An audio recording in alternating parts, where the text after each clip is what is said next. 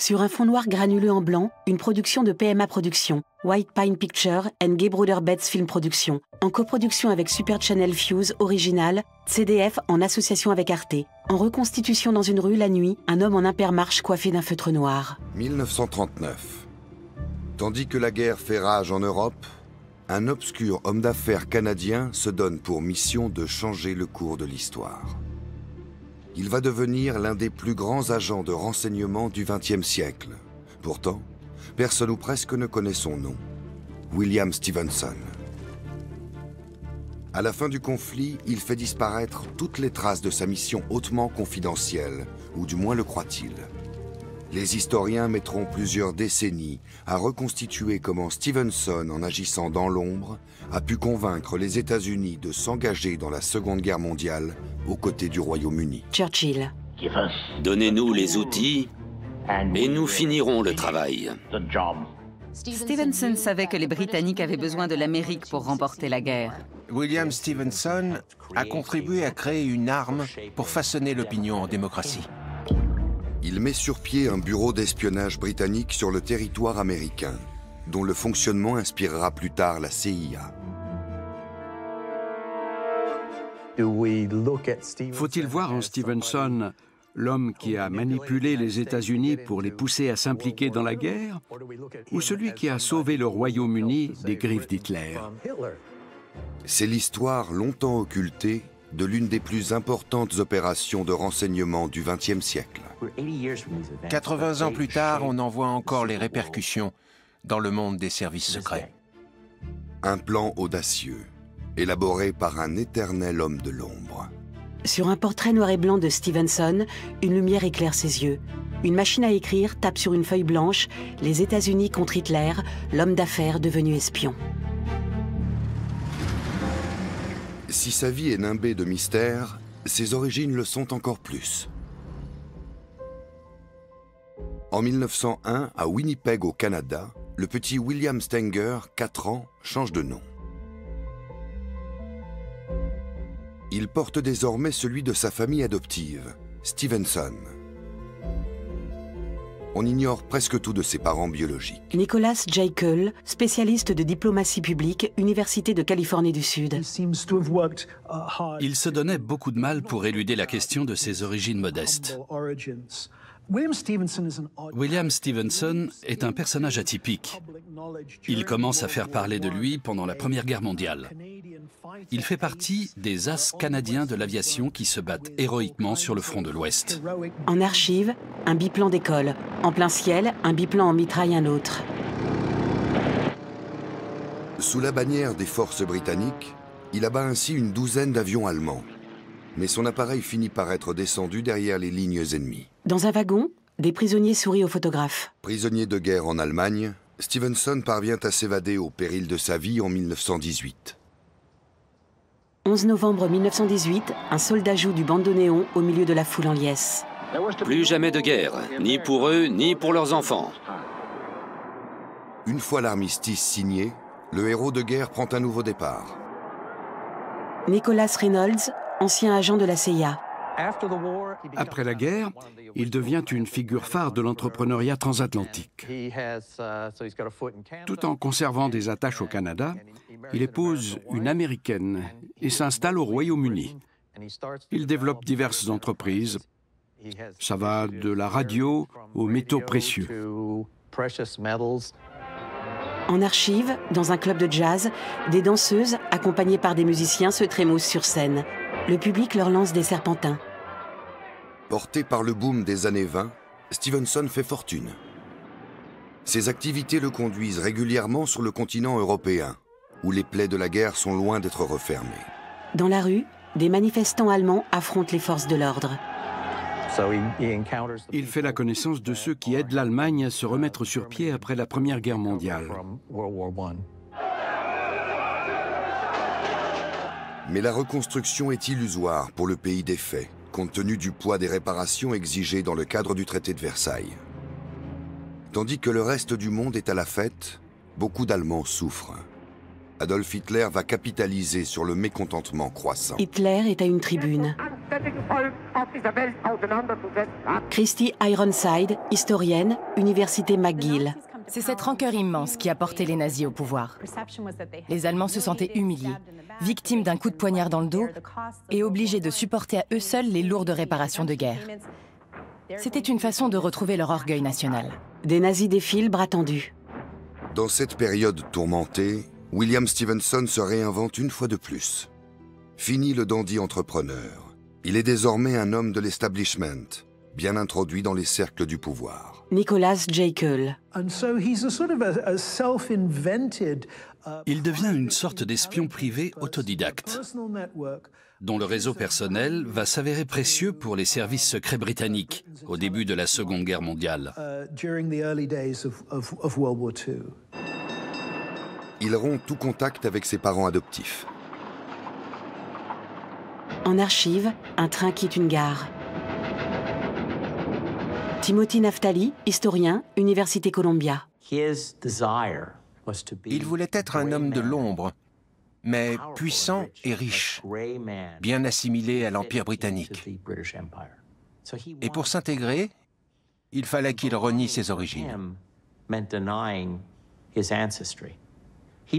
Il ne tenait pas à ce que ses interlocuteurs comprennent ses choix.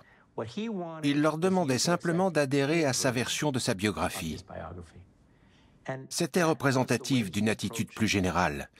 Il voulait toujours faire accepter sa réalité. À force de vouloir contrôler le passé, il s'est laissé contrôler. En archive, dans une immense salle, Hitler fend la foule des partisans qui lèvent le bras vers lui, à la tribune. La jeunesse nous est dévouée, corps et âme. Dans les années 30, Stevenson resserre ses activités de renseignement sur l'Allemagne, où le mouvement nazi attise la colère et la fierté nationale. En infraction au traité de Versailles, Hitler restaure les capacités militaires du pays. Des dizaines de chars se croisent dans un nuage de poussière. En 1938, sa politique d'expansion se concrétise et il menace d'attaquer la Tchécoslovaquie. Quelques dirigeants européens s'en mêlent, menés par le Premier ministre britannique Neville Chamberlain. En une du Chicago Daily News, Chamberlain à Munich. En septembre 1938, les accords de Munich octroient à Hitler une partie de la Tchécoslovaquie. En échange, celui-ci promet de ne pas chercher à agrandir davantage le territoire allemand. 30 septembre 1938, Neville Chamberlain. Nous pensons que les accords signés hier et le traité naval germano-britannique témoignent du désir de nos deux peuples de ne plus jamais se faire la guerre. Shannon Nash, historienne. Chamberlain se vante d'avoir sauvé la paix à son retour de la conférence de Munich. Il pense avoir calmé les ambitions d'Hitler. Timothy Naftali. Les aspirations d'Hitler sont incompatibles avec les intérêts nationaux de la France et du Royaume-Uni. Et les élites de ces deux pays ne le comprennent pas. Un homme lit le journal à la terrasse des Deux Magots. Des véhicules militaires allemands débarquent en ville. Les compétences de Stevenson deviennent cruciales et lui valent d'être convoqué à Londres par le MI6, le service de renseignement extérieur britannique. L'homme accepte de travailler clandestinement pour les services secrets de Sa Majesté et de réunir autant d'informations que possible sur la machine de guerre nazie. Des soldats allemands tirent au canon. Des chars franchissent des barrières en croisillon, aussi appelées cheval de frise. En septembre 1939, la Wehrmacht envahit la Pologne. Un avion largue des bombes. 2 jours plus tard, le Royaume-Uni et la France déclarent la guerre à l'Allemagne. La paix de Munich aura tenu moins d'1 an. Des soldats allemands à moto foncent à travers champs. À l'évidence, Hitler ne compte pas s'arrêter à la Pologne et veut mettre la main sur d'autres territoires. En mai 1940, les nazis envahissent l'Europe occidentale. Sur une carte, une grande croix gammée s'affiche sur les pays conquis qui se consument. Un carton Actualité précède des images d'archives de Dunkerque envahies de fumée. Le 26 mai 1940, sur les plages de Dunkerque. Début d'une saga de 8 jours qui empêchera l'annihilation des forces alliées. Face à l'offensive nazie, la Belgique a capitulé. Britanniques et Français sont piégés. Les Allemands progressent. En 1940, la France est occupée. La Pologne est partagée entre les soviétiques et les nazis, la Tchécoslovaquie est un protectorat allemand, et le Royaume-Uni craint d'être la prochaine cible. La tension est à son comble. À Londres, des barbelés sont enroulés au pied du Parlement. Chamberlain démissionne. C'est Winston Churchill, jusqu'alors ministre de la Marine, qui prend les rênes d'un empire britannique menacé par un ennemi implacable. Churchill salue la foule avec son chapeau. La priorité du nouveau Premier ministre est d'entraîner les États-Unis dans la guerre. C'est l'occasion pour William Stephenson de mettre à profit des années de travail de renseignement sur les nazis. William Stephenson a bien cerné le péril nazi. Au moment où les proches de Churchill prennent le contrôle du gouvernement et de la politique étrangère britannique, des éléments extérieurs, des amateurs doués comme Stephenson, se rapprochent du cœur du pouvoir et se rendent indispensables. Churchill se rend compte en 1940 que les Britanniques ne vont pas y arriver tout seuls. Il faut que l'Amérique s'engage dans la guerre face à l'agression allemande. Le territoire britannique est en danger, comme le reste de l'Europe. Hitler serre la main d'un officier nazi. Le colonel Stuart Graham Menzies, à la tête du MI6, comprend que Londres doit resserrer en secret ses liens avec Washington. Les Britanniques savent que John Edgar Hoover a l'oreille de Franklin Delano Roosevelt, qu'il entretient aussi de bons rapports avec le département d'État américain et qu'il est ambitieux. Hoover est dans son bureau avec 2 conseillers. John Edgar Hoover, fondateur et directeur du FBI, est chargé de centraliser les activités d'espionnage anti-nazi aux États-Unis. Menzies envoie Stephenson le rencontrer. Nicholas Reynolds. William Stephenson arrive à New York à l'été 1940, à peu près au moment où Hitler entre dans Paris. Hoover descend d'un avion. Disposé à collaborer avec Londres, Hoover ne peut toutefois rien entreprendre sans le feu vert du président Roosevelt. Menzies nomme Stephenson à la tête des services secrets britanniques aux États-Unis. Dans une salle, des couples de danseurs s'affrontent dans un concours. Stephenson a conscience de la tâche qui l'attend. Les États-Unis ne sont pas prêts et la grande majorité des Américains refusent de s'impliquer dans le conflit. En plein air, un couple de Noirs américains danse. De plus, 1940 est une année électorale. Franklin Roosevelt sait qu'il ne sera pas reconduit s'il affiche sa volonté de faire entrer le pays en guerre. Un gradé salue le couple Roosevelt, assis à l'arrière d'une décapotable. Roosevelt est interventionniste et plaide pour que les États-Unis s'engagent à l'étranger. Mais il connaît les arguments de ses opposants et il a peur de se mettre à dos les isolationnistes qui pourraient se radicaliser. Leurs idées sont profondément ancrées dans une partie de l'opinion publique qui pense que les Américains n'ont pas à se mêler d'un conflit étranger. Un avion décolle. Le courant isolationniste possède un porte-parole emblématique, Charles Lindbergh. En 1927, il a accompli le premier vol New York-Paris sans escale et en solitaire. Cet exploit l'a propulsé au rang de célébrité. Sur un balcon, il salue la foule. Il refait parler de lui dans des circonstances tragiques en 1932, lorsque son fils, un nourrisson de 20 mois, est enlevé puis retrouvé mort. Il faudra 2 ans à la police pour arrêter le coupable. Après avoir longtemps fui les projecteurs, Lindbergh se retrouve en première ligne pour convaincre ses compatriotes de se tenir à l'écart du conflit en cours outre-Atlantique. Ces guerres en Europe ne visent pas à défendre notre civilisation. Elles sont un énième avatar des sempiternelles querelles qui agitent notre famille de nations. En allant défendre la démocratie à l'étranger, nous pourrions bien la perdre chez nous. Lindbergh est un personnage public, connu comme aviateur et père d'un enfant kidnappé. Ces soudaines prises de position isolationniste détonnent un peu. Mais elles reflètent une opinion assez répandue à l'époque parmi les Américains. Charles Lindbergh est un ardent défenseur de l'isolationnisme et il plaide pour que l'Amérique passe avant tout. William Stephenson, qui ne bénéficie pas de la même visibilité, a désormais 2 puissants adversaires. un dictateur redoutable et un héros national américain. Il s'est rendu compte que Lindbergh était une personnalité influente et s'est mis à le considérer comme un adversaire de taille. Compte tenu de la situation, Stevenson doit convaincre les États-Unis de soutenir le Royaume-Uni pour parer à une invasion nazie et éviter à ce pays de connaître le même destin que la France. Roosevelt s'inquiète surtout du devenir de la marine britannique dans l'hypothèse d'une défaite du Royaume-Uni. Si l'Allemagne met la main sur la Royal Navy, elle contrôle l'Atlantique.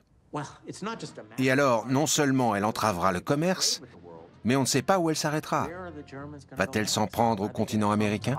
New York, juillet 1940. La priorité de Stevenson est l'expansion des services secrets britanniques aux États-Unis. En 1940, l'espionnage est presque inexistant sur le territoire américain. Des centaines de passants se croisent au milieu d'une circulation dense. Quand Stevenson arrive aux États-Unis, les services britanniques sont hébergés dans des locaux exigus à la pointe sud de Manhattan, derrière le paravent du bureau de contrôle des passeports. Il se rend compte que ça ne va pas suffire et transfère l'activité chez lui, dans son grand appartement des beaux quartiers. Il mobilise ses ressources personnelles pour faire avancer les choses avec un certain succès. En 1940, le renseignement américain est modeste et peu actif. J'aime à dire qu'il en est à un stade artisanal.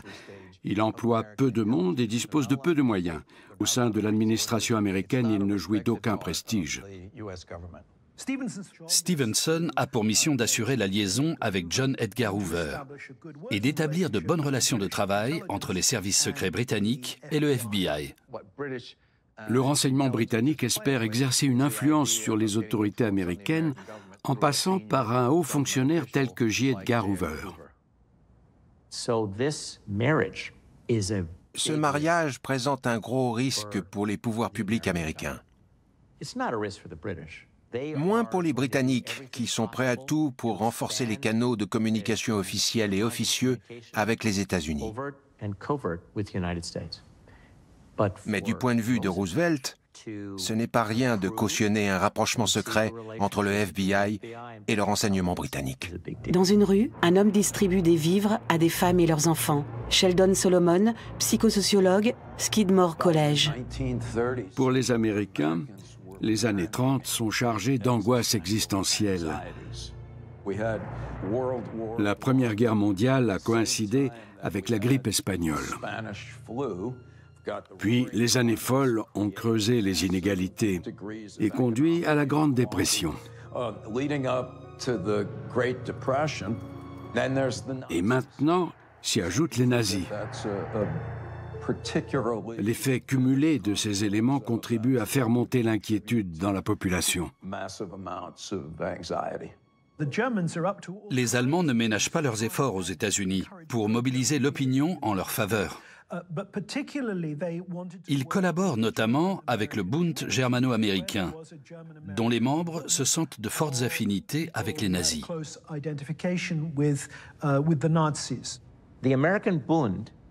Le Bund est une organisation née aux États-Unis en 1936. Son influence est grande sur la culture populaire américaine. Quand la société va s'interroger sur l'existence d'une cinquième colonne nazie sur le territoire américain, c'est en pensant à ces fascistes assumés qui s'habillent en nazis, font le salut hitlérien et revendiquent ouvertement un Reich américain. Cette menace devient la préoccupation centrale de Stevenson. La cinquième colonne, c'est l'idée que des ennemis de l'intérieur sont prêts à mener des opérations de sabotage, à rejoindre un éventuel soulèvement armé et plus généralement à jouer les fauteurs de troubles pour entretenir une atmosphère de défiance. New York, 20 février 1939. Le nazisme américain trouve son expression la plus spectaculaire en février 1939, lors d'un meeting organisé par le Bund au Madison Square Garden. Dehors, des policiers fouillent le public nombreux qui se hâte vers la salle. Imaginez un portrait de George Washington de 10 mètres de haut et à ses pieds, des gens qui font le salut nazi. À la tribune. Mais non, mes amis. La presse, la radio et le cinéma sont aux mains des Juifs. Des gardes interceptent un homme qui se jette sur scène. Ces images sont restées gravées dans la conscience collective américaine, comme plus près de nous celle de la manifestation d'extrême droite à Charlottesville. Le fait qu'il y ait des gens pour rapprocher George Washington et Adolf Hitler paraît choquant. Charlottesville, 11 août 2017. Un manifestant tient un drapeau aux couleurs néo-nazis. Sheldon Solomon. Quand on décide de suivre Hitler ou quelqu'un du même acabit, on accepte la vision du monde qu'il porte. Les propagandistes et surtout les démagogues sont comme des alchimistes qui transforment en haine toutes les peurs de leurs disciples. Et c'est très efficace parce qu'il présente à des gens fragiles et en détresse une vision du monde simple et manichéenne. C'est nous les gentils, c'est eux les méchants. Suivez-moi et tout ira bien. Hitler. Ce n'est pas l'État qui nous a créés. C'est nous qui créons notre État. Une forêt de drapeaux nazis se dresse au pied de la tribune. En reconstitution, Stevenson travaille à son bureau. Pendant que les Britanniques réfléchissent à la stratégie à adopter, les nazis sont déterminés à trouver un moyen subtil de soutenir financièrement la cause isolationniste. Ils repèrent donc les membres du Congrès opposés à une intervention américaine. Une photo d'Hamilton Fish, sénateur républicain. L'ambassade allemande à Washington se lance dans une campagne de propagande massive, visant les isolationnistes et les Américains d'origine germanique. En archive, Hans Thomsen, diplomate allemand à Washington. Les nazis parviennent à manipuler certains membres du Congrès en les amenant à commander des brochures de propagande isolationniste.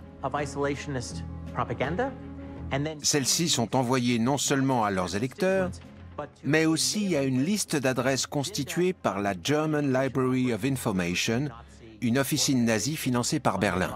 Une photo de Burton K. Wheeler, sénateur démocrate. William Stevenson entend bien lutter contre cette campagne de désinformation. Les contacts qu'il a noués dans les milieux d'argent et de pouvoir vont lui être utiles.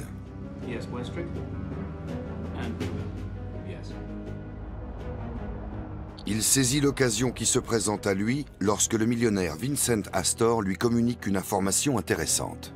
Un cliché de l'homme brun, au visage tout en longueur. Astor et Stevenson se connaissent. Le premier a joué un important rôle d'intermédiaire pour permettre au second de rencontrer Roosevelt. Vincent Astor est le fils de John Jacob Astor et l'héritier de sa fortune. Il se trouve qu'il possède aussi la maison voisine de celle de Roosevelt, dans la vallée de l'Hudson, au nord de New York. Astor dirige un petit réseau de renseignements privés appelé The Room. Celui-ci réunit des hommes d'affaires et des politiciens en vue qui se retrouvent pour parler de la marche du monde. Quelqu'un prend des notes, tape un compte-rendu et l'envoie au département d'État à Washington. C'est révélateur de l'approche du président en matière de renseignement. En effet, Roosevelt compte uniquement sur son cercle de relations pour s'informer. Vincent Astor prévient Stevenson que Gerhard Westrick, officiellement attaché commercial de l'ambassade d'Allemagne, est l'invité d'honneur à une soirée privée organisée par le groupe Texaco. Le président de la compagnie pétrolière, Thorkild Rieber, est pro-fasciste. Londres met en garde Stevenson contre Westrick. Le PDG de Texaco a noué des liens économiques et commerciaux avec l'Allemagne. De plus, il a soutenu par le passé d'autres mouvements et leaders fascistes. Les Américains sont très inquiets de voir l'Allemagne nazie s'intéresser à leurs entreprises.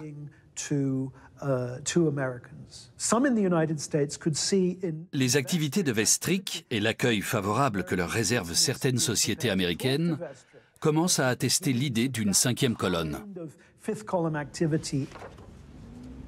D'après les informations recueillies par Stevenson, le PDG de Texaco prévoit de livrer du pétrole à l'Allemagne, en infraction avec les lois américaines.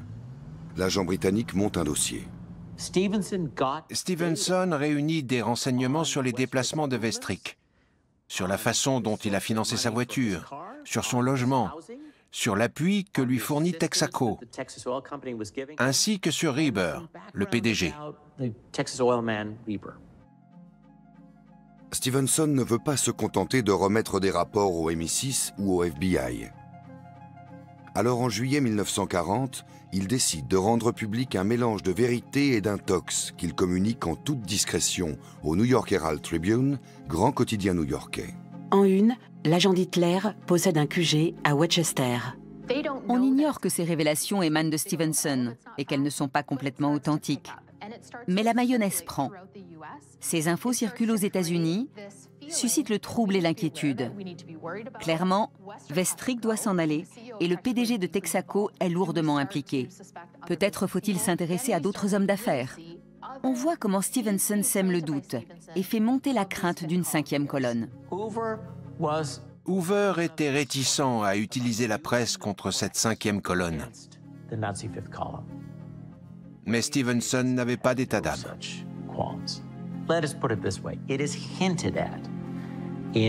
Les archives des services secrets britanniques semblent indiquer que Stevenson accomplissait la volonté de Hoover en exploitant la presse pour compliquer les agissements des nazis sur le territoire américain. Cette affaire soulève un tollé. Des Américains écrivent à Vestrik ou même se présentent chez lui. Après avoir essuyé beaucoup d'hostilité, il finit par être rappelé en Allemagne. Tout cela parce que Stevenson, avec l'aide des médias, a fait la lumière sur ce qui se passait en coulisses. Encore une chose, les papiers du New York Herald Tribune ont eu un tel retentissement que le journal a été pressenti pour le prix Pulitzer, parce qu'il avait sorti un scoop. Mais il n'en était rien. C'est le renseignement britannique qui avait fourni les informations. Cette opération menée de main de maître par Stevenson renforce ses liens avec le FBI, qui le considère à présent comme un partenaire de confiance. Le FBI est ravi de voir partir Gerhard Vestrik. Il se réjouit aussi que ses nouveaux amis britanniques aient réussi à faire publier toutes ces informations dans la presse, chose qu'ils ne se sentaient pas autorisés à faire. À rebours de son opinion publique, Roosevelt est plus que jamais convaincu que les États-Unis doivent soutenir le Royaume-Uni dans la guerre. Il sollicite l'aide d'un homme surnommé Wild Bill, William Donovan, avocat new-yorkais, héros de la Première Guerre mondiale et espion à ses heures perdues. Comme Stevenson, il a sillonné l'Europe et il connaît bien le parti républicain dont il est membre. Une chance pour les démocrates à la Maison-Blanche. Roosevelt veut aider les Britanniques, mais sans en pâtir politiquement. Des juristes interventionnistes lui soumettent une stratégie faisant appel à William Donovan. C'est un républicain, mais ouvert sur l'international. Il est anglophile, il adore les grands hôtels et les clubs de Londres, tout autant que les manoirs de la campagne anglaise. C'est aussi un héros de la Première Guerre mondiale, comme bon nombre de membres de l'élite britannique. Stevenson se rend compte que Donovan entretient des liens avec Roosevelt. En s'alliant avec Donovan, Stevenson espère le rendre irremplaçable aux yeux du président, ce qui l'aidera lui-même à accomplir sa mission aux États-Unis.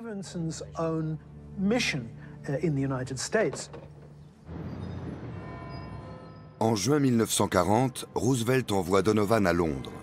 Celui-ci doit évaluer la capacité du Royaume-Uni à battre l'Allemagne sans le soutien des États-Unis. Des pilotes britanniques courent vers leurs avions. Quand il apprend que le gouvernement américain a dépêché Donovan, Stevenson prévient Londres qu'il s'agit d'un hôte de marque. Il veut que son collègue soit bien accueilli et que les Britanniques lui ouvrent grand leurs portes.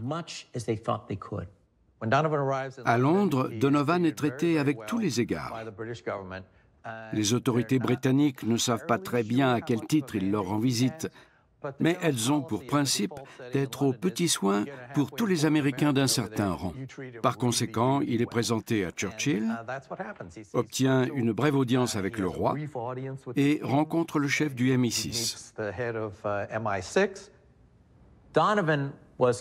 Donovan a compris que l'enjeu était historique et mondial.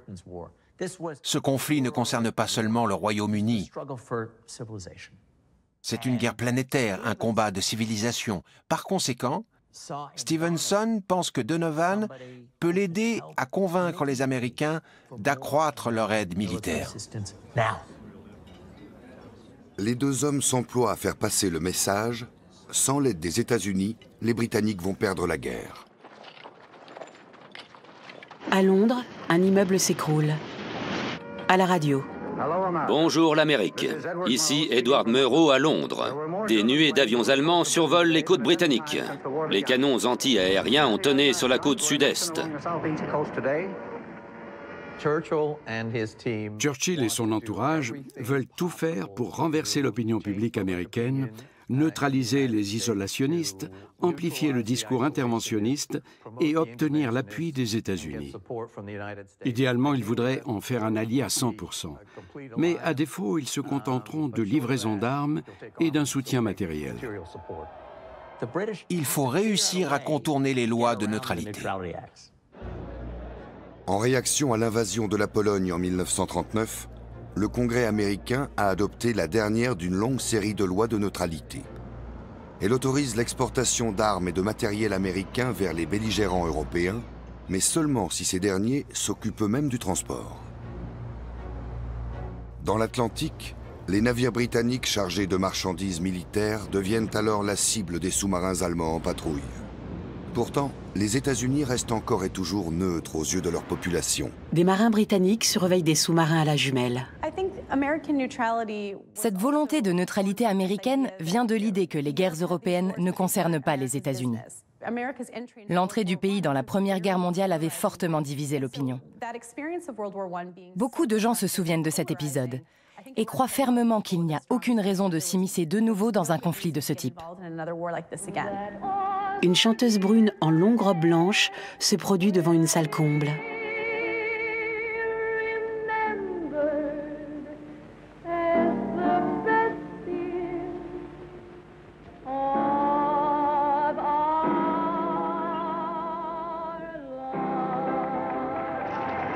À Londres, un immeuble en flammes s'effondre. Des véhicules longent des décombres. Ce qui est envisageable, c'est d'apporter un soutien moyennant une contrepartie. Les Britanniques ont besoin de contre-torpilleurs pour protéger les convois qui transportent le matériel américain vers l'Angleterre. En pleine mer, un bateau est touché. Un accord est conclu. Le Royaume-Uni se voit fournir une quarantaine de destroyers américains vieillissants en échange de terrain pour installer des bases militaires, principalement dans les Caraïbes. C'est un arrangement très avantageux pour les Américains, que Roosevelt n'a aucun mal à vendre à son opinion publique. On parlera même plus tard des 40 navires qui ont sauvé le monde. Sur des images de Londres détruit, Churchill dit un poème d'Henry Wadsworth Longfellow. Maintiens le cap, vaisseau de l'État. Poursuis ta course, grande et forte union. L'humanité, pétrie de crainte et d'espoir pour l'avenir, suspend haletante son sort à ton destin. Des soldats fouillent les ruines. Winston Churchill est le Premier ministre idéal pour incarner le Royaume-Uni dans cette épreuve. L'un de ses stratagèmes consiste à faire en sorte que sa parole circule au-delà des frontières de son pays. Quand il galvanise les Britanniques, il veille à ce que les Américains entendent ce qu'il a à dire. La seule fois où il apostrophe directement les États-Unis, c'est pour lancer cet appel vibrant. Donnez-nous les outils et nous finirons le travail. Ce faisant, il sous-entend que la jeunesse américaine n'aura pas besoin d'aller mourir sur le champ de bataille. Mais il ment. 4 ou 5 mois auparavant, son cabinet de guerre établit que le Royaume-Uni ne pouvait pas remporter la victoire sans une intervention militaire de l'Amérique. Ukraine, 24 février 2022. Des chars russes traversent une ville. Au pied d'immeubles en feu, une femme coiffée d'un fichu est assise sur un banc avec ses maigres effets. De nos jours, on a un bon exemple de cette stratégie avec l'Ukraine, qui met en scène à merveille sa riposte face aux Russes. Je dirais même qu'à certains égards, le président Zelensky imite Churchill. Il tient actuellement le même discours que lui au début de 1941. Donnez-nous les outils et nous finirons le travail. Le 3 septembre 1940, les destroyers promis quittent les eaux américaines pour traverser l'Atlantique. L'administration Roosevelt marche sur des œufs. Quelques jours plus tard, le comité isolationniste America First, l'Amérique d'abord, voit le jour. Une affiche montre la Statue de la Liberté détruite. Les membres des cellules fédérées par America First étaient unis dans la certitude que leur pays ne devait pas s'engager dans une nouvelle guerre en Europe. America First réunissait des profils disparates. Ruth Benedict. Il y avait des ultra-conservateurs qui devaient plus tard soutenir le sénateur McCarthy, mais aussi des centristes et des socialistes. Directrice de recherche America First. Pour ma part, c'étaient des amis socialistes qui m'avaient incité à rejoindre le mouvement. Une victoire de l'Allemagne me semblait possible. À mes yeux, il valait mieux se tenir à l'écart et rester fort pour préserver la civilisation occidentale. C'était ma conviction profonde. Les idées isolationnistes d'America First n'étaient pas nouvelles et s'exprimaient de différentes façons dans la vie politique américaine. À l'automne 1940, le comité America First devient un mouvement national, avec Charles Lindbergh à sa tête. Un portrait noir et blanc de l'aviateur s'affiche. En archive, campagne présidentielle américaine, 1940. L'actualité politique au cours de l'année 1940 est vraiment passionnante. Aucun des deux candidats, Roosevelt ou Willkie, ne veut être associé à une nouvelle guerre. Stevenson travaille dans son bureau. À cette époque, Stevenson agrandit son réseau d'espionnage et installe ses bureaux dans le prestigieux Rockefeller Center. Il surplombe une statue d'Atlas portant le monde. Mais ses supérieurs britanniques l'exhortent à faire profil bas à l'approche de l'échéance électorale.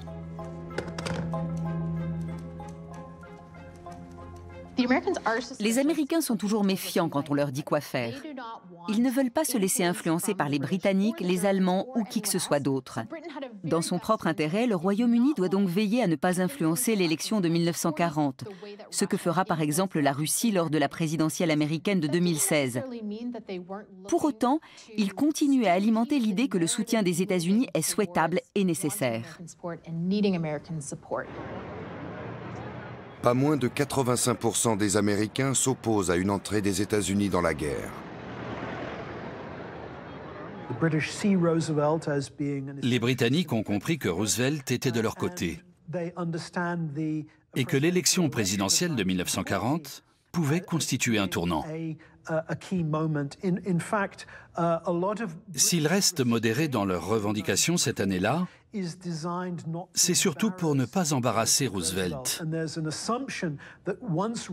Ils espèrent qu'une fois réélu, il aidera le Royaume-Uni. Roosevelt et sa femme fondent la foule en décapotable. Willkie se ferait un chemin entre ses partisans. Face à un immense tableau, des hommes notent les scores des deux candidats. Effervescence sur Broadway. Une marée humaine survoltée exulte. C'est définitif. Roosevelt l'emporte. Roosevelt remporte les élections avec près de 55% des voix. En une, les démocrates gardent le contrôle du Congrès. Toutefois, il est impossible d'engager le pays dans la guerre pour l'instant. Roosevelt, tout sourire, salue ses électeurs. Au lendemain de l'élection, le mouvement isolationniste gagne de l'ampleur et le comité America First prend vraiment son essor. Les nazis continuent à financer en toute discrétion certains isolationnistes américains. Stevenson aimerait que le Royaume-Uni contre-attaque plus franchement, et William Donovan va l'y aider. Les deux hommes ont rendez-vous au MI6 à Londres. Dans la cabine d'un avion, un steward sert le repas à des passagers. Ils embarquent à bord d'un vieil hydravion à coque incapable de faire le vol d'une seule traite et qui doit s'arrêter à plusieurs reprises pour se ravitailler en carburant. Lors d'une escale aux Bermudes, ils se retrouvent bloqués au sol en raison de la météo. C'est une aubaine pour Stevenson. Dans une rue d'une ville des Bermudes, des cyclistes croisent des voitures à cheval. Il en profite pour faire visiter à Donovan les installations des Bermudes, connues du FBI, où les Britanniques mènent des opérations de censure, ouvrent les courriers et inspectent les valises diplomatiques. C'est une révélation pour Donovan. Cette halte aux Bermudes est sa première leçon. Stevenson ne cache pas ses intentions à ses supérieurs à Londres. Il veut pousser Donovan à prendre du galon dans le renseignement. En archive, le pont de Londres se lève. Lorsque le duo atteint enfin Londres, il a posé les bases d'un nouveau service d'espionnage américain puissant. Mais Stevenson a d'autres ambitions. Devant le MI6, des policiers s'adressent au portier. Stevenson veut convaincre Londres de lui donner le feu vert pour diffuser en sous-main de la propagande visant à infléchir l'opinion américaine. Un discours non seulement anti-nazi, comme il est déjà autorisé à le faire, mais surtout pro-interventionniste. Ces opérations clandestines ne doivent pas s'ébruiter. Les électeurs américains ne se laisseront pas convaincre s'ils savent qu'une puissance étrangère est à la manœuvre. Les services secrets britanniques confient à Stevenson le soin d'initier une campagne de désinformation contre le comité America First. Le British Security Coordination, ou service de coordination de la sécurité britannique, voit le jour. Stevenson est désormais l'espion le plus influent du continent américain. Il prend un taxi devant le MI6. Le British Security Coordination mène une opération de grande ampleur, sans doute la plus vaste de l'histoire dirigée contre les États-Unis par une puissance étrangère. Et le BSC vise aussi les pays d'Amérique latine, un peu plus au sud. Selon certaines estimations, William Stevenson a environ 1 millier d'employés sous ses ordres, ce qui est considérable. En parallèle, Roosevelt trouve un nouveau moyen de circonvenir les lois de neutralité au début de l'année 1941. Voici l'argument de Roosevelt. Si la maison de votre voisin brûle, est-ce que vous lui passez votre tuyau d'arrosage pour éteindre l'incendie? Bien sûr, il vous le rendra quand il n'en aura plus besoin. C'est ce que nous allons faire avec le Royaume-Uni. L'Europe est en flammes. Nous allons donc lui prêter temporairement de quoi maîtriser le feu. Il a bien cerné les besoins du Royaume-Uni, qui ne veut pas être plombé par sa dette en pleine guerre. Je demande au Congrès le feu vert et les financements 10 janvier 41. pour produire des munitions supplémentaires et diverses fournitures de guerre. Elles seront remises aux nations qui se trouvent en pleine guerre. Nous leur serons d'une utilité directe en leur servant d'arsenal, sans pour autant nous oublier. Les bons rapports qu'entretient Stevenson avec le républicain Donovan deviennent un atout à ce stade. Donovan réussit à convaincre Wendell Willkie, le rival de Roosevelt, qu'il est essentiel de poursuivre les livraisons de guerre. Willkie. Selon moi, la loi pré-bail en cours d'examen au Congrès, une fois débattue, doit être adoptée.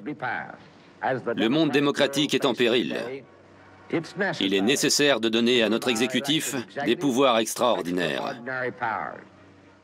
Les membres du Congrès en faveur de la loi Prebail décident de souligner qu'ils agissent pour leur pays et non pour le Royaume-Uni. Ils la rebaptisent loi 1776, année de la déclaration d'indépendance des États-Unis vis-à-vis du Royaume-Uni. Voilà comment ils font passer la pilule. À une écrasante majorité, le Congrès adopte la loi Prebail. La loi 1776 est une nouvelle déclaration d'indépendance. L'indépendance de la tyrannie, à la mode de 1941. Malgré tout, en mars 1941, les Américains ne sont encore que 17% à approuver l'entrée en guerre de leur nation. Les Américains pro-isolationnistes se mettent à opposer une résistance systématique à la moindre action gouvernementale. Le comité America First réagit à toutes les initiatives plutôt modestes de Roosevelt pour aider les Alliés. Dans un stade bondé, des porte-drapeaux défilent. Et c'est toujours Charles Lindbergh qui monte au créneau. Dans une tribune, il se tient derrière des micros. Certaines forces dans ce pays et à l'étranger vont tout faire pour nous entraîner dans la guerre. Face à elles, nous devons rester vigilants. Au fond, Lindbergh était un personnage plutôt attachant. Qu'on adhère ou non à ses idées, il était très difficile de ne pas l'apprécier au premier abord. C'était un type très sincère. Cette fois, à l'été 1941, les services secrets britanniques répliquent. Lindbergh est dans les bureaux d'America First. Les Britanniques lancent secrètement une campagne d'influence qui va marquer un tournant. Il faut souvent des décennies, des générations pour identifier rétrospectivement ce genre de choses.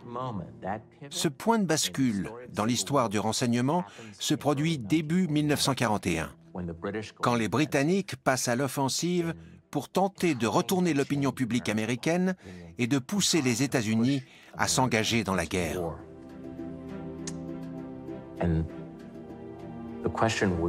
L'enjeu pour Stevenson, c'est de savoir qui va l'aider, quels sont les Américains qu'il peut mettre dans la confidence et qu'en est-il du président des États-Unis. Stevenson se met au travail.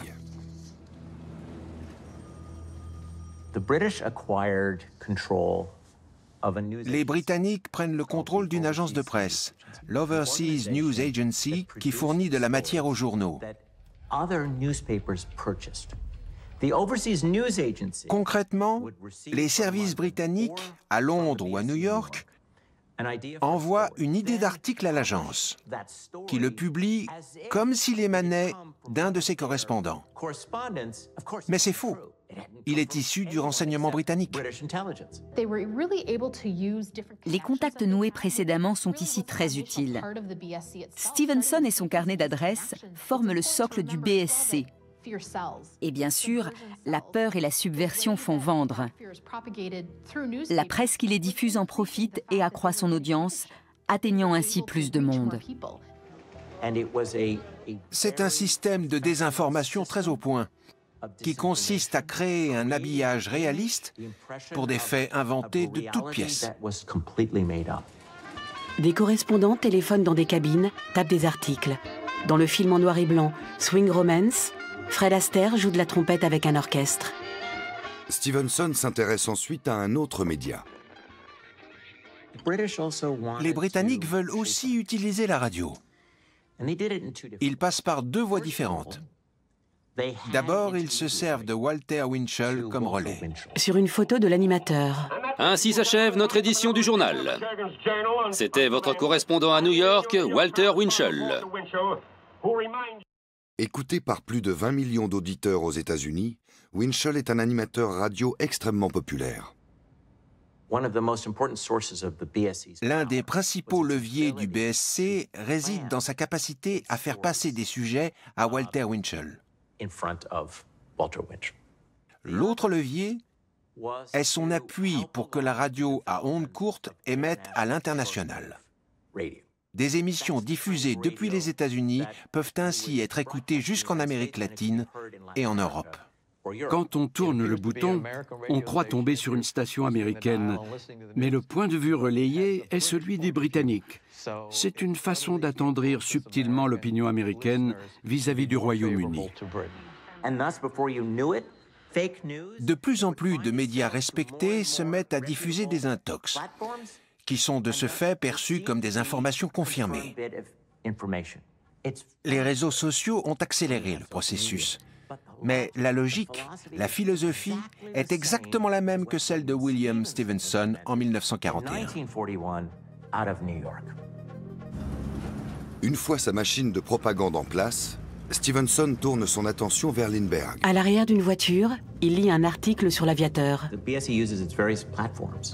Le BSC tente par différents canaux de faire progresser l'idée que Lindbergh est un mauvais Américain parce qu'il a accepté une décoration nazie en 1938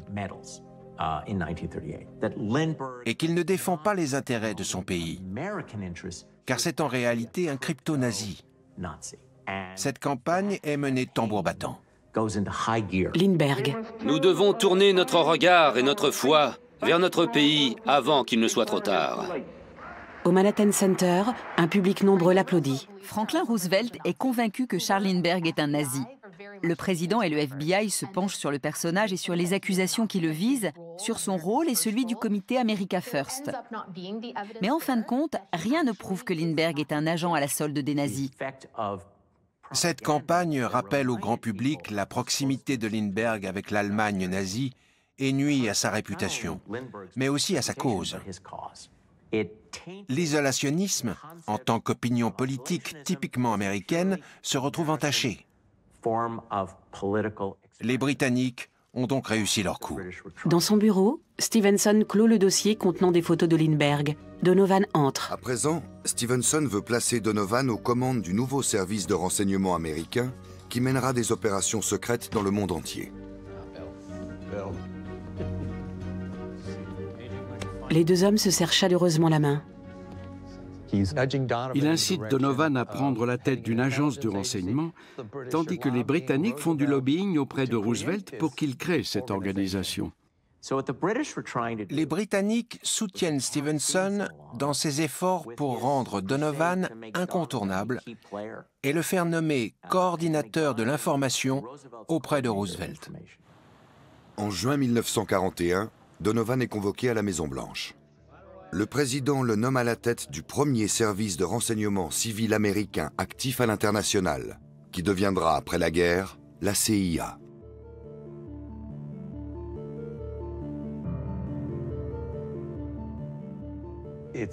C'est une décision du président. Donovan travaille désormais à Washington et doit mettre sur pied cette nouvelle agence. Les Britanniques lui transmettent des instructions pour lui expliquer comment organiser son service et recruter son personnel. Dans son bureau, Donovan répond à un appel. Si les rapports entre Donovan et Stephenson sont d'une importance historique, c'est parce que la façon dont les États-Unis vont concevoir et mener leurs opérations de renseignement en temps de guerre puis en temps de paix aura des répercussions planétaires. Or, Stephenson aide Donovan à convaincre les États-Unis qu'ils ont besoin d'une version américaine du BSC.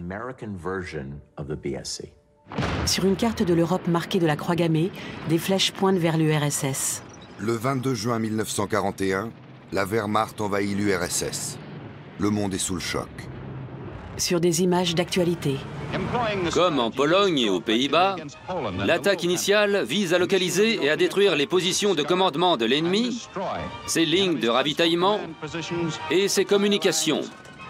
En une du Herald Tribune, Russes et nazis s'affrontent sur 3000 km. Des soldats se déploient dans une ville. La crainte de voir Hitler s'en prendre au continent américain est plus vive que jamais. La Paz, Bolivie. En mai 1941, le FBI a demandé à Stephenson d'enquêter sur Elias Belmonte, attaché militaire bolivien. L'homme préparerait un coup d'État dans son pays avec le soutien de l'Allemagne. Stephenson confie l'enquête de terrain à son ami Montgomery Hyde, des services secrets britanniques. Malgré de lourds soupçons, impossible de recueillir des preuves convaincantes. Alors Hyde propose de les créer. Hyde se dit sans doute qu'il faut donner un petit coup de pouce à l'histoire.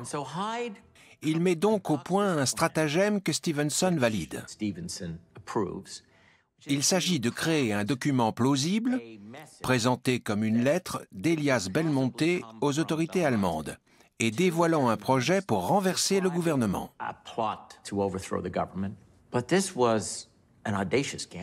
C'est un pari audacieux. Il faut se procurer du papier à en-tête de la mission bolivienne à Berlin et imiter la signature de Belmonte. Puis, il faut révéler l'existence de cette fausse lettre soi-disant interceptée par les Britanniques sans éveiller les soupçons.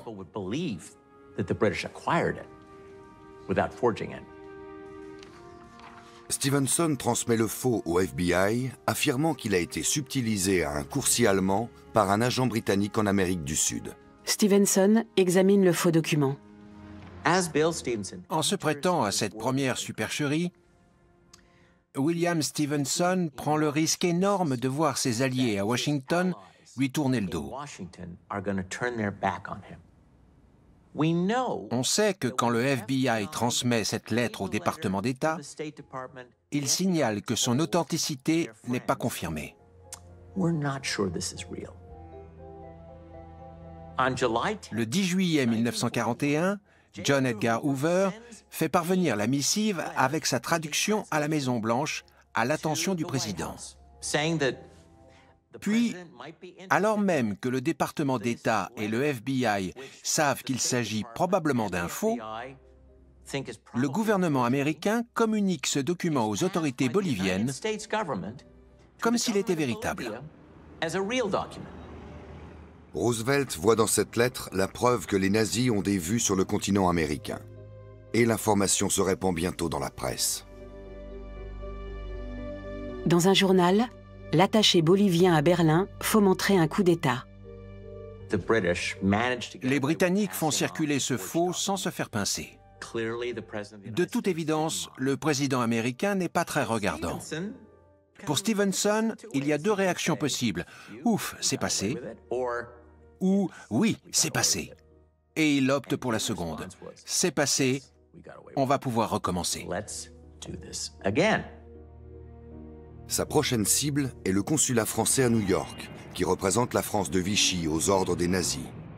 Stevenson a recours à une méthode des services secrets surnommée le piège à miel. En reconstitution, dans un taxi, une brune élégante consulte un dossier confidentiel. L'agent Cynthia, de son vrai nom Betty Pack, était l'archétype de l'espionne. On l'appelait la Mata Hari du Minnesota. L'histoire des femmes agents secrets est fascinante parce que leur hiérarchie exploite leur féminité pour obtenir des informations confidentielles. Elle étudie la photo d'un moustachu dégarni. Elle était brillante et séduisante. Elle avait l'art d'amener des hommes beaucoup plus âgés qu'elle à faire ce qu'elle voulait, c'est-à-dire à faire ce que les Britanniques voulaient. Elle boit un verre avec un homme. Grâce aux informations fournies par Cynthia et à quelques écoutes téléphoniques, Stevenson possède de quoi prouver que la France de Vichy mène sur le sol américain une campagne pro-nazie. Stevenson reste prudent. Il fait appel à son ami Vincent Astor pour savoir ce que pense Roosevelt du projet du renseignement britannique de rendre cette information publique. Après ça, il envoie un télégramme à Londres disant « Franklin Roosevelt a lu notre rapport et nous autorise à le communiquer à la presse. » Le 1er septembre 1941, les journaux titrent sur le complot nazi de l'ambassade de France révélé par le réseau de Stevenson. Sur des articles, l'émissaire de Vichy peut être mêlé à un complot pro-nazi. Vichy contrarié par les articles du Herald Tribune. Il s'est assuré que Roosevelt avait vu le document et approuvé la manœuvre pour protéger les autorités britanniques en cas d'hésitation du département d'État ou du FBI. Stevenson avait bien cerné le président. La Maison-Blanche avait avalé l'histoire de la lettre de Belmonte, alors même que le FBI et le département d'État pensaient qu'il s'agissait d'un faux.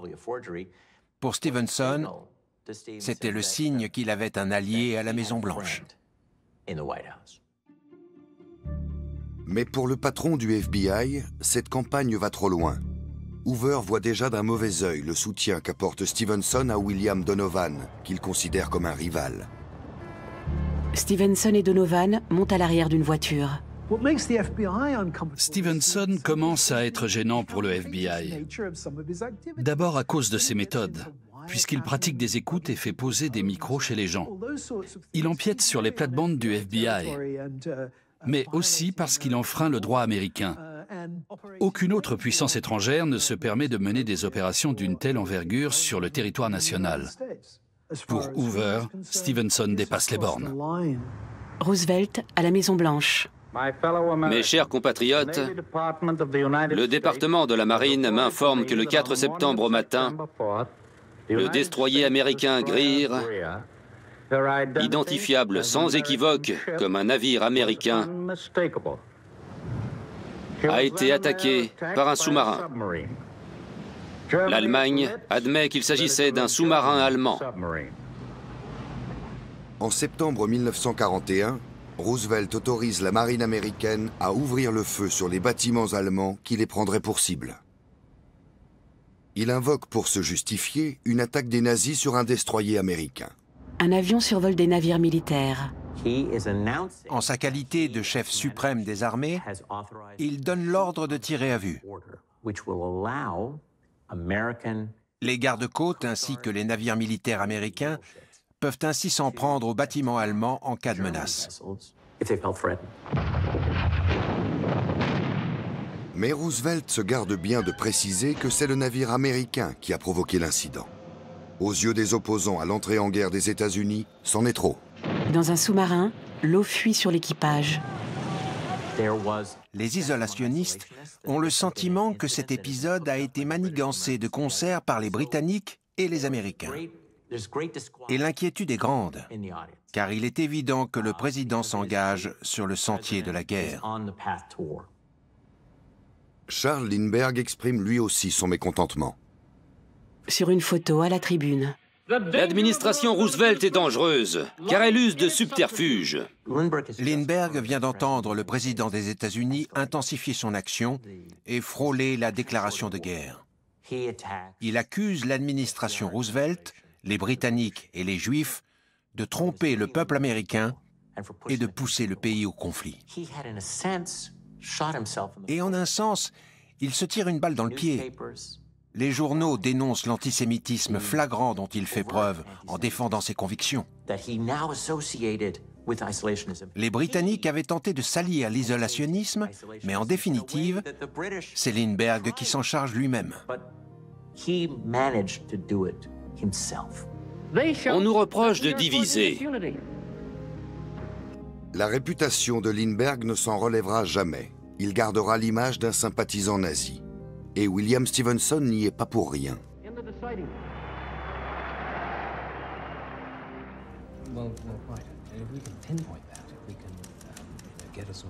À la tête de la plus vaste opération de renseignement étrangère sur le territoire américain, le Canadien multiplie les conseils à Donovan pour l'aider à mettre sur pied ses propres services secrets. Je ne dirais pas que Donovan était une marionnette entre les mains de Stevenson. Ils étaient sur la même longueur d'onde.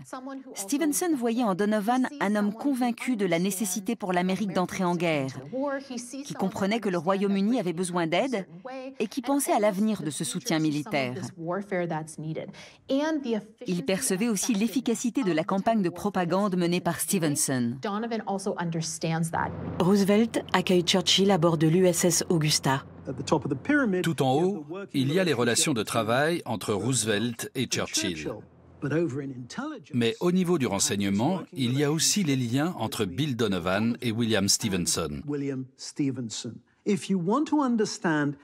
Si on veut expliquer comment le Royaume-Uni et les États-Unis ont entretenu une collaboration fructueuse au cours de la guerre et par la suite en temps de paix, on ne peut pas s'arrêter à la convergence des systèmes politiques.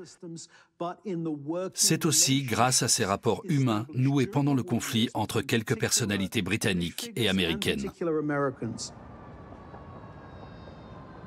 La position d'influence de Stevenson et de Donovan suscite la jalousie et l'inquiétude, surtout chez Hoover. Le FBI est très contrarié de se rendre compte que le BSC entretient un réseau d'espions aux États-Unis. Autrement dit, que des Américains enquêtent sur leurs propres compatriotes et transmettent leurs observations aux Britanniques. De plus, un certain nombre de notables font l'objet d'investigations. Par exemple, Adolph Burley, un membre haut placé du département d'État. Le BSC cherche des informations compromettantes pour le discréditer dans les médias américains. Hoover veut obtenir la fermeture de l'agence de Stevenson. Il demande de l'aide au département d'État qui se tourne vers le président. Mais Roosevelt ne compte pas se passer de son réseau pro-interventionniste.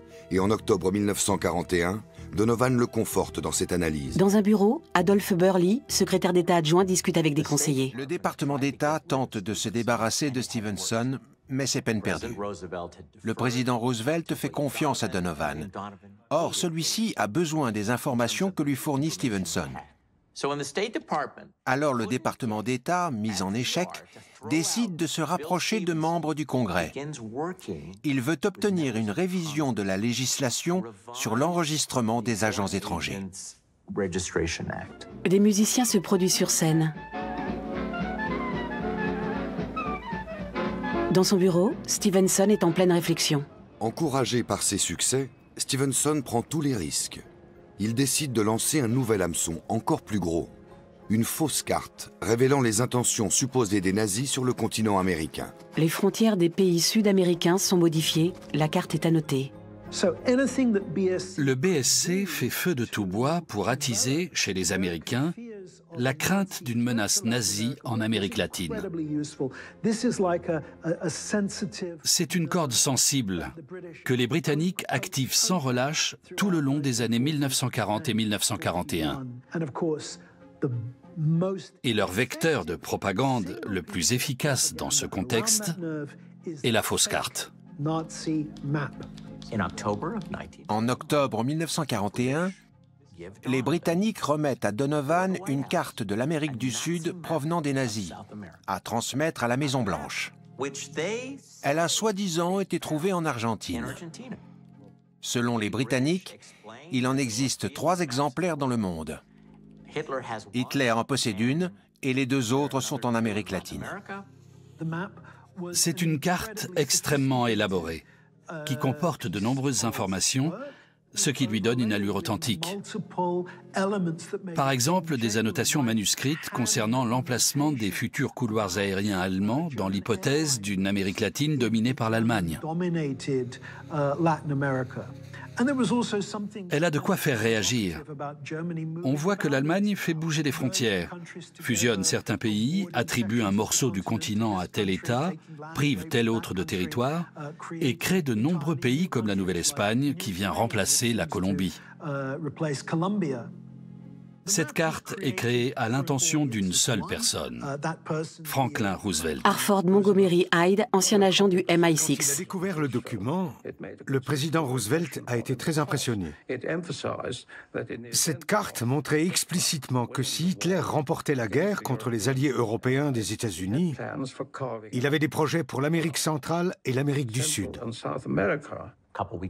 Quelques semaines plus tard, cette fausse carte émanant soi-disant des nazis figure en bonne place dans un discours de Franklin Delano Roosevelt.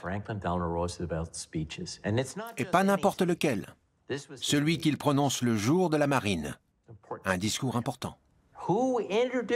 Et qui introduit l'intervention du président lors d'un dîner avec retransmission à la radio dans tout le pays? William Donovan, qui a lui-même remis la carte contrefaite au président.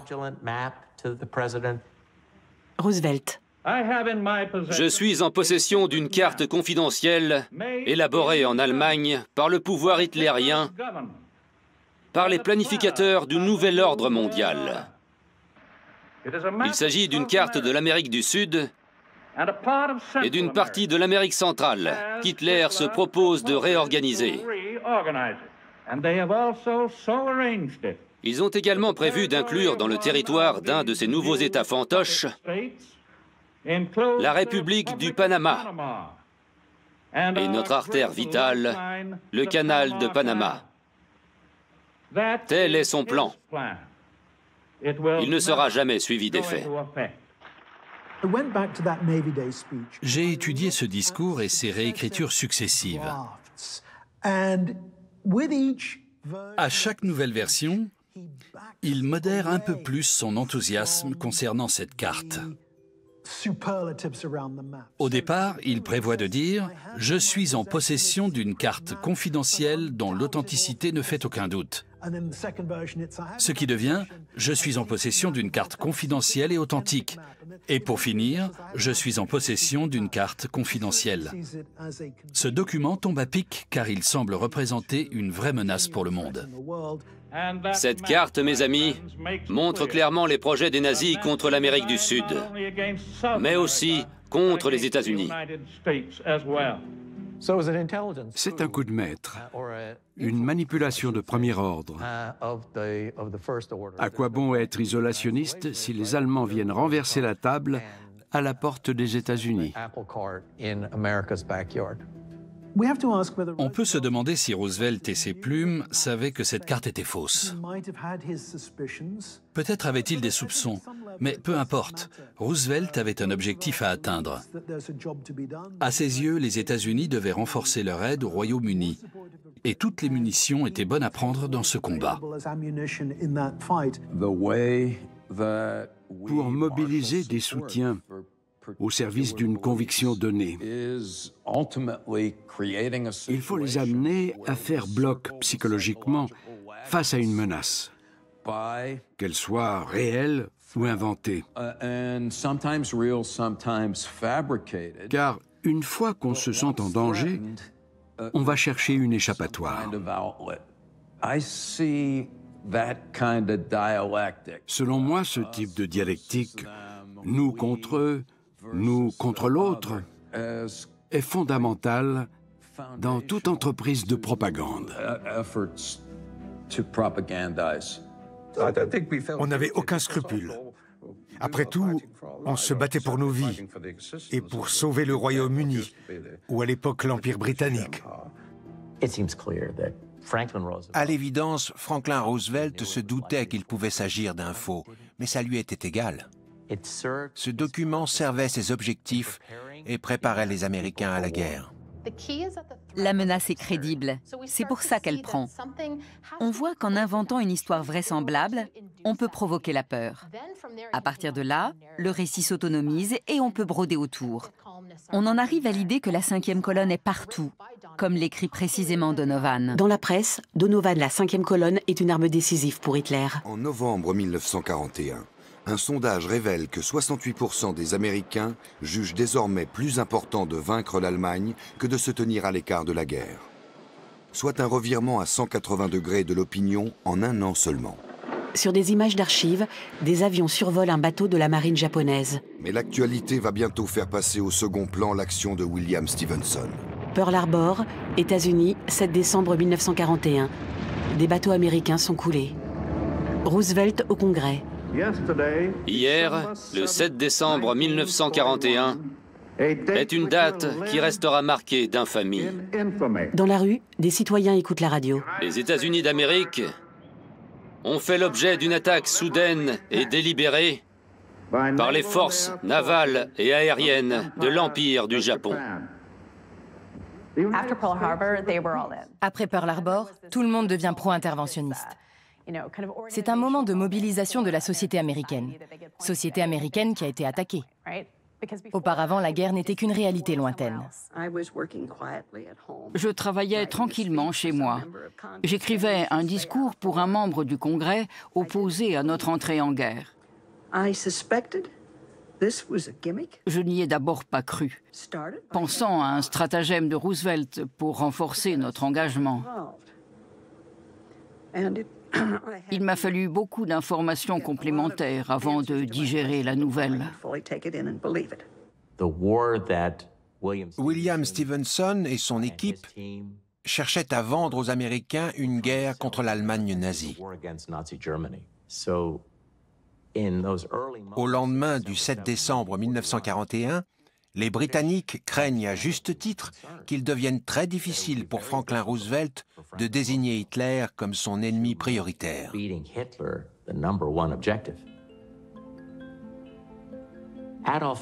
Adolf Hitler avait promis aux Japonais que s'ils entraient en guerre contre les Américains, l'Allemagne nazie ferait de même. Hitler vient pratiquement au secours de Roosevelt le 11 décembre en déclarant la guerre aux États-Unis. Stevenson est obligé de repenser sa puissante agence de renseignement.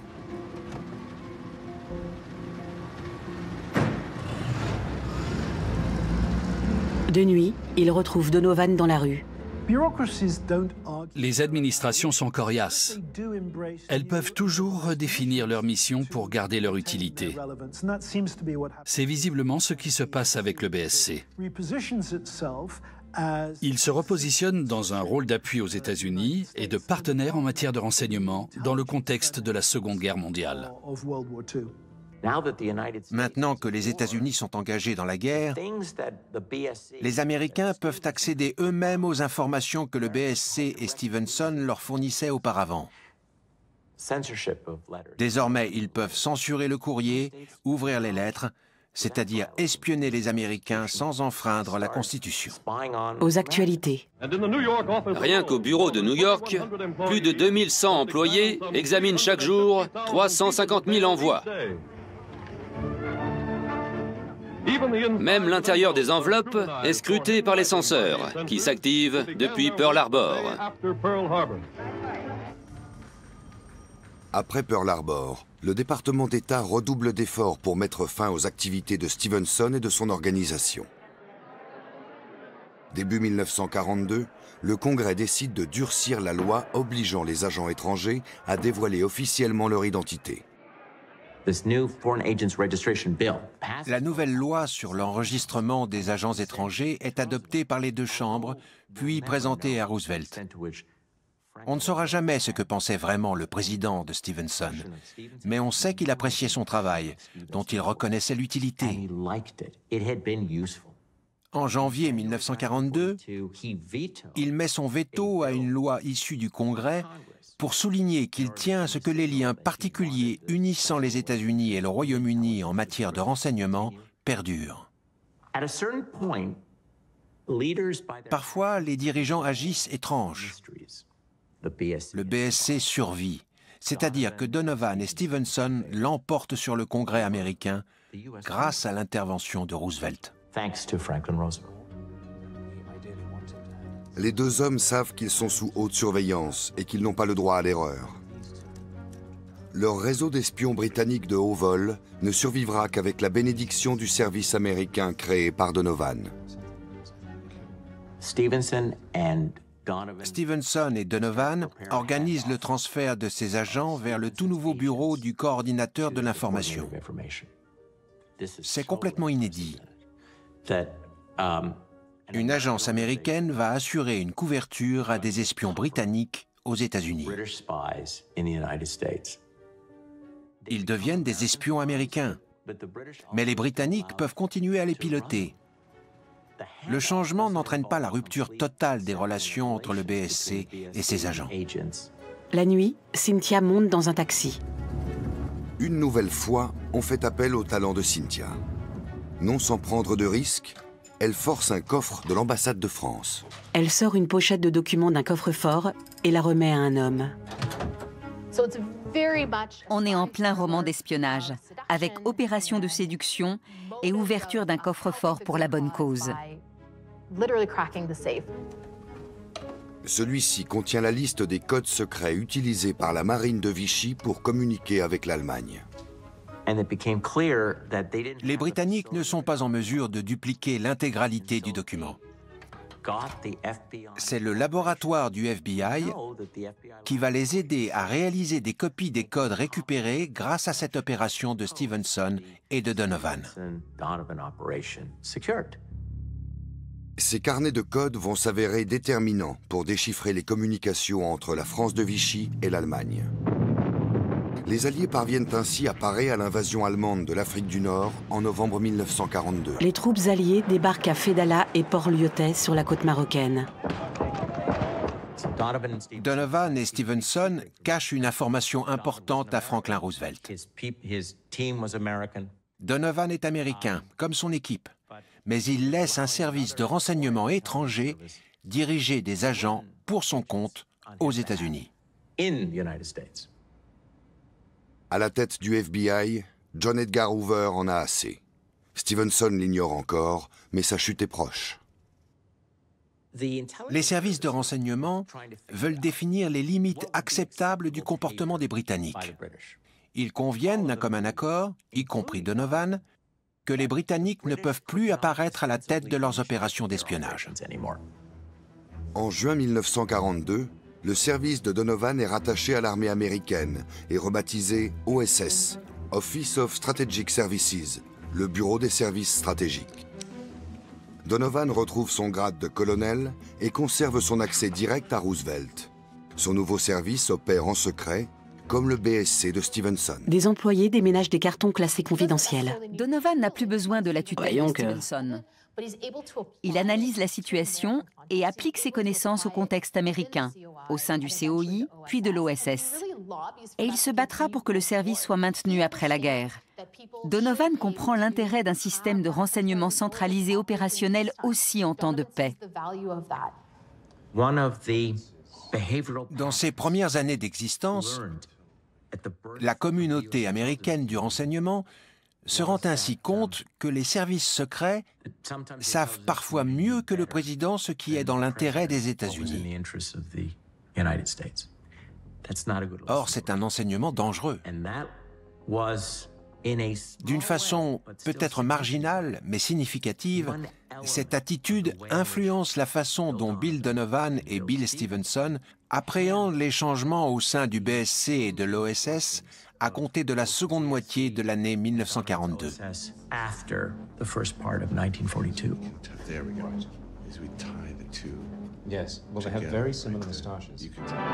Aux actualités, fin de la guerre en Europe.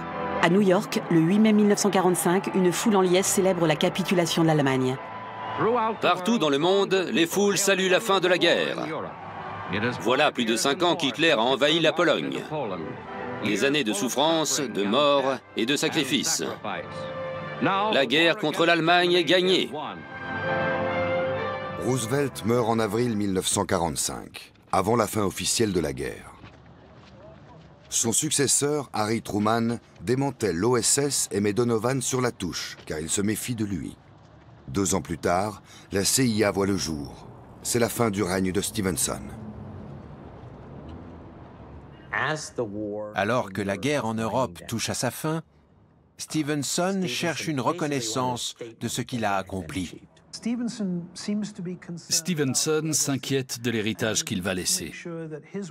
Il tient à ce qu'on se souvienne sous un jour favorable de son travail pendant la guerre et de celui du BSC.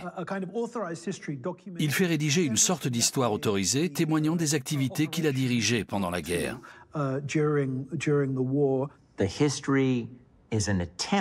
Ce récit vise à conserver la mémoire de la philosophie de Stevenson en matière de services secrets. C'est aussi l'expression de sa vanité, dans une volonté très claire de légitimer le travail du BSC, parce qu'il a légué au renseignement américain une approche professionnelle inédite dans l'histoire américaine.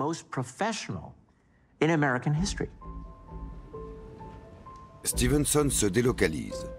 Son équipe d'auteurs triés sur le volet va travailler au Canada dans une base secrète créée pendant la guerre, du nom de Camp X.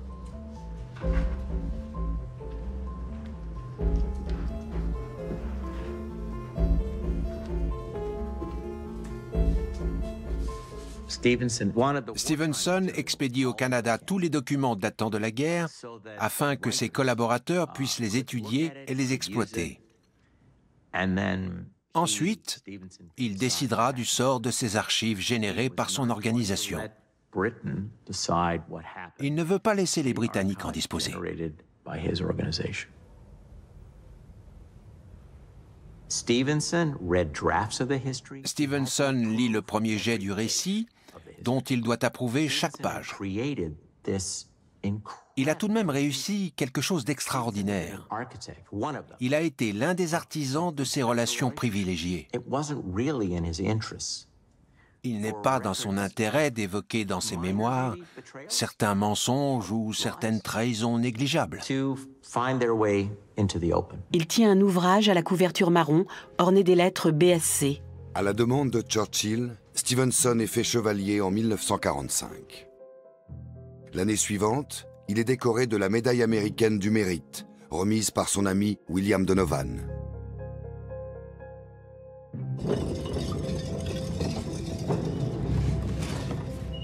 Quittant définitivement les services secrets, il enjoint à son équipe de brûler toutes ses archives, afin qu'il ne reste que son histoire officielle du BSC.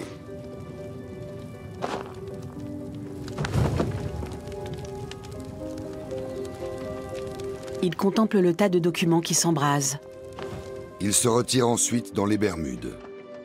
Les années passent. Sur des images d'archives en couleur, un homme aide Stevenson âgé à descendre de voiture.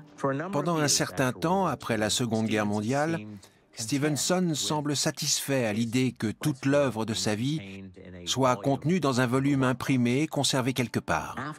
Mais après son AVC, il a envie de faire connaître cette histoire. Stevenson demande alors à son ancien collègue Montgomery Hyde d'écrire une biographie autorisée. Intitulée « Un Canadien bien tranquille », elle paraît en 1962 et rencontre un succès modeste. 14 ans plus tard, une nouvelle biographie, nom de code Intrépide, projette cette fois Stevenson sous les feux de la rampe.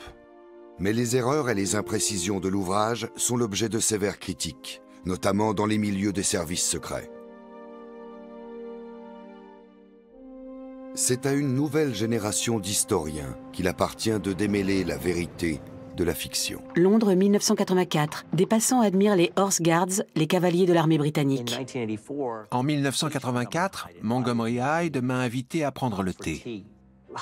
Il avait dirigé certaines opérations secrètes du BSC et travaillé en étroite collaboration avec William Stevenson. Suffisamment, en tout cas, pour écrire sa biographie autorisée. Il m'a révélé qu'il avait conservé certains documents. Et il était prêt à me les communiquer. Puis il m'a dit « Vous devriez rencontrer Sir William ».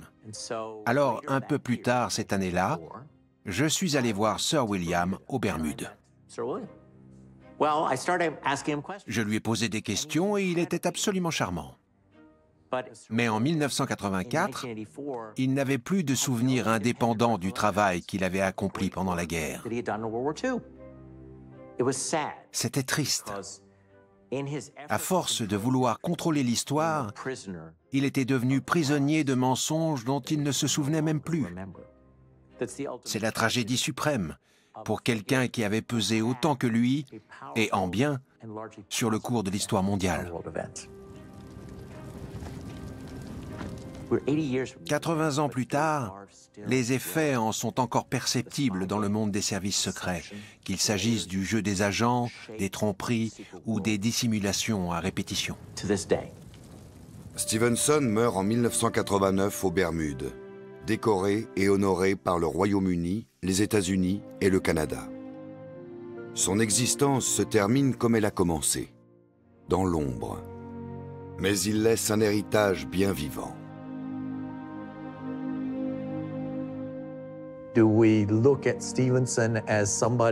Faut-il voir en Stevenson l'homme qui a manipulé les États-Unis pour les pousser à s'impliquer dans la guerre, ou celui qui a sauvé le Royaume-Uni des griffes d'Hitler?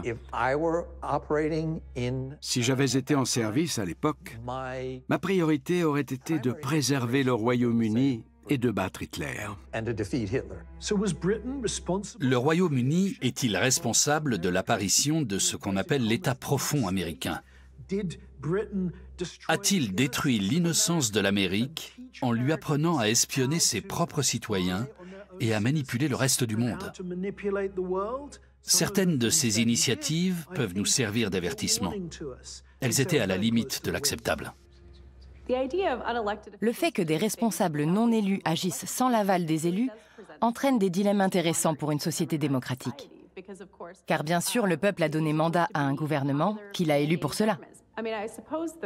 Ceux qui défendent la nécessité d'un tel système diraient sans doute qu'ils font ça pour protéger la démocratie, parce qu'ils veulent que la population continue à mener une vie tranquille, en toute sécurité. Est-ce que les citoyens ont besoin d'être au courant de tout? Peut-être pas. Mais on voit très vite les dérives de cette réflexion. Stevenson a oublié une chose. Il n'a pas réfléchi aux conséquences de la guerre politique qu'il menait sur les sociétés démocratiques. Des photos noir et blanc de l'assaut du Capitole. Depuis la fin de la guerre froide, avec l'apparition des réseaux sociaux, on se pose de nouveau la question de la vulnérabilité des sociétés démocratiques face aux attaques politiques venues de l'extérieur, mais aussi de l'intérieur. William Stevenson a contribué à créer une arme pour façonner l'opinion en démocratie. Il a su en tirer parti à une époque où tout était noir ou blanc. Mais il n'en a pas anticipé toutes les conséquences dans un monde de gris. Le générique défile en blanc sur fond noir. Les États-Unis contre Hitler, l'homme d'affaires devenu espion, réalisé par John L'Écuyer en 2023. Écrit par John L'Écuyer et Eric Sabag. Une production PMA Productions, White Pine Pictures, Gay Brother Betts Film Productions, en coproduction avec Super Channel Fuse, CDF en association avec Arte. Adaptation, Anne-Lise Weidman. Voix, Florian Wormser, Arnaud Arbezier, Laurent Manzoni, Denis Boileau, Marie Seux, Luc Schillinger, Audrey Dinardo et Anne-France Delarchamp. Direction artistique, Bernard Lapointe. Version française, Eva Strasbourg. Pour Arte GEIE, Unité Connaissance. Une audiodescription Eva France ST501, écrite en 2024 par Cécile Mathias et Emeline Chiron avec la collaboration d'Aziz Zogagui, dite par Juliette Poissonnier et Fabien Jacquelin, enregistrée et mixée par Geoffrey Bevelet.